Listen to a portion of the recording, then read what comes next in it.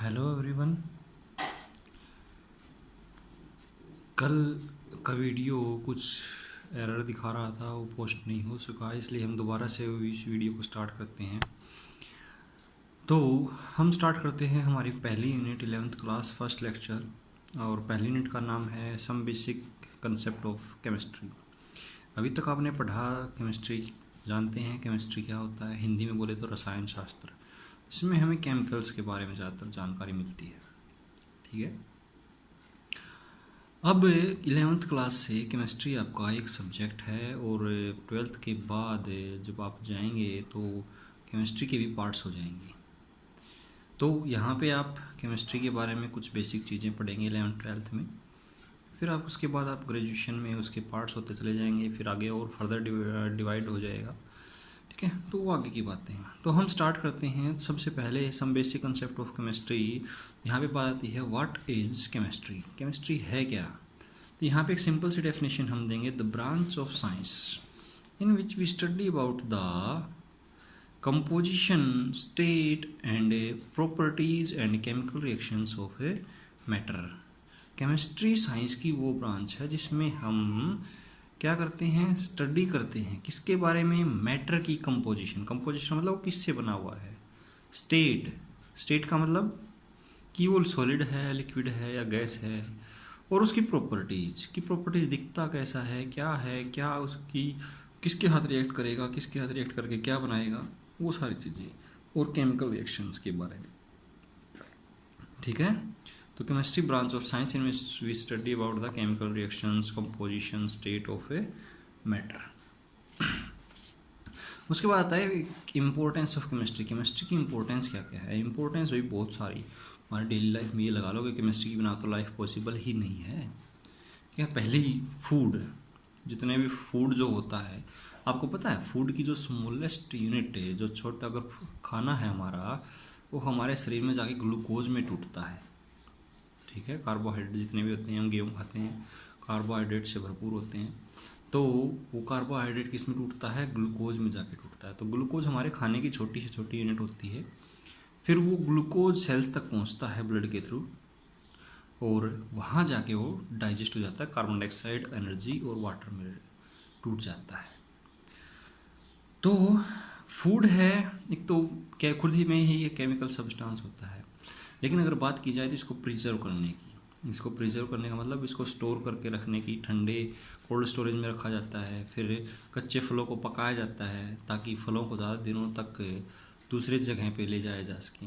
Suppose करो कश्मीर से सेब चल के आते हैं, और केरला अगर वो सेब लेके जाने हैं, कितने दिन का टाइम लग जाएगा, 8-10 दिन का टाइम लग जाएगा। 8-10 दिन नहीं तो 3-4 दिन तो लग ही जाएगा।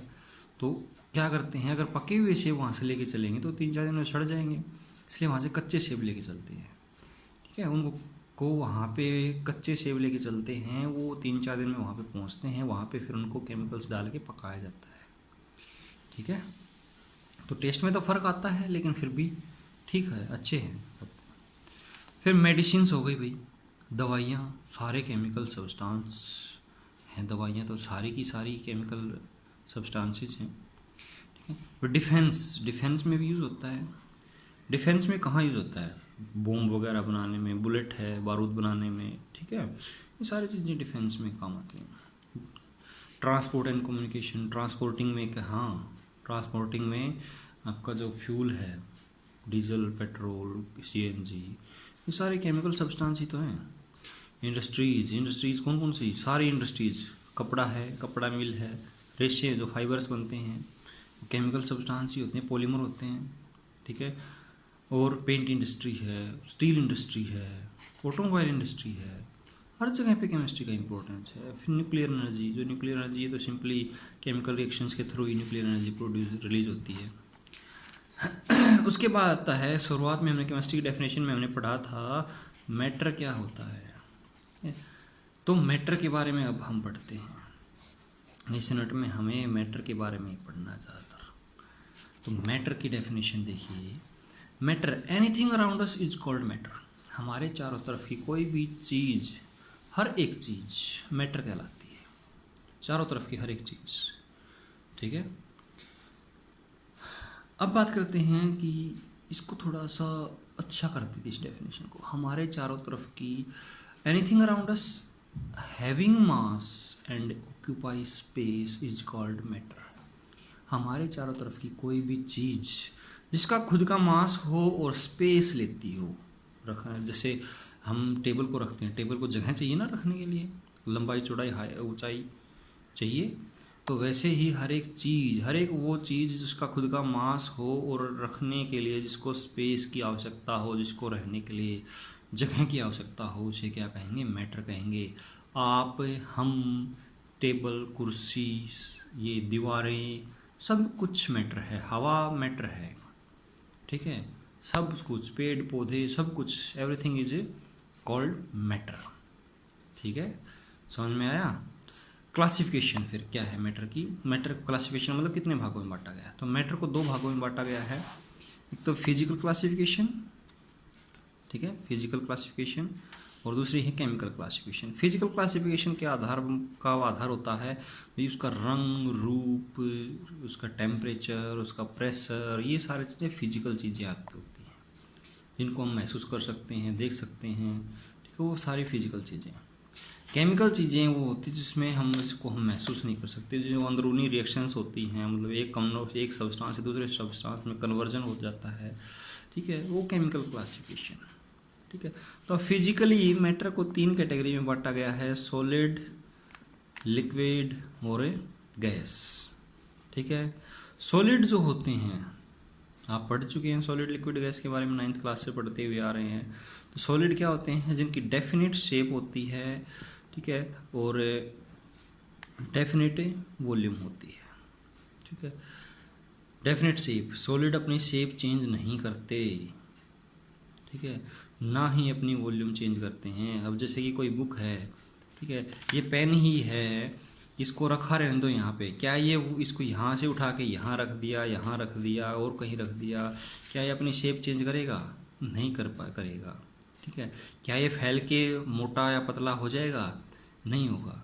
तो मोटा पतला नहीं होगा तो इसकी वॉल्यूम भी चेंज नहीं हुई, ठीक है, क्योंकि जगह इसने ज़्यादा कम ज़्यादा नहीं ली, उतनी ही जगह ली है जितनी इसकी ये लेता है हमेशा। ठीक है, तो इसकी वॉल्यूम भी फिक्स है, इसकी शेप भी फिक्स है, तो that's called it is a solid. दूसरी बात, लिक्विड है, लिक्विड की नॉन डेफिनेट शेप होती है भाई, नॉन डेफिनेट मतलब कि शेप फिक्स नहीं होती, लिक्विड शेप चेंज कर रहा है। पानी है, पानी को बोतल में भरोगे तो बोतल की शेप का हो गया, कटोरे में भरोगे कटोरे की शेप का हो गया, या मग में भरोगे मग की शेप का हो गया, और किसी बर्तन में भरोगे तो उसकी शेप का हो जाएगा। ठीक है, लेकिन वॉल्यूम लिक्विड की फिक्स होती है। अब वॉल्यूम फिक्स कैसे होगी? देखो 1 लीटर पानी आपने लिया, वॉल्यूम कितनी होगी? 1 लीटर। ठीक है, तो 1 लीटर पानी 1 ही लीटर रहेगा, ये नहीं है कि बाल्टी में डालने पर 2 लीटर हो जाएगा, पतीले में डालने पर 1.5 लीटर हो जाएगा, या ग्लास में डालने पर आधा लीटर हो जाएगा, ये नहीं होगा, वॉल्यूम उतनी ही रहेगी। ठीक है, तो लिक्विड्स की शेप तो डेफिनेट नहीं होती है बट वॉल्यूम डेफिनेट होती है। तीसरी चीज़ है गैस, गैस की नॉन डेफिनेट शेप भी डेफिनेट नहीं होती और वॉल्यूम भी डेफिनेट नहीं होती। गैस है, थोड़ी सी गैस एक पूरे कमरे को भी भर सकती है, और थोड़ी सी गैस एक सिलेंडर में भी भर सकती है, और उसी गैस को हम एक बहुत थोड़ी जगह में भी कंप्रेस करके रख सकते हैं।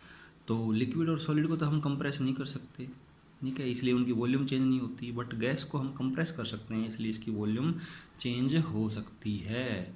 शेप तो गैस की डेफिनेट हो ही नहीं सकती, इम्पॉसिबल।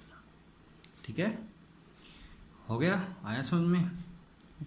अब बात करते हैं केमिकल क्लासिफिकेशन। केमिकल क्लासिफिकेशन में जो मैटर होता है वो दो हिस्सों में बांटा गया। एक तो प्योर सब्सटेंस, देखिए प्योर सब्सटेंस, दूसरा होता है मिक्सचर। ठीक है, प्योर सब्सटेंस वो होते हैं जिसमें सिर्फ एक ही तरह के पार्टिकल होते हैं। प्योर सब्सटेंस में सिर्फ एक तरह के particle, 1 type of particles. Mixture वो होते हैं जिसमें 2 और मोर पार्टिकल्स, मतलब 2 या 2 से अधिक तरह के particles, different type of particles हो सकते हैं, उन्हें मिक्सचर कहते हैं।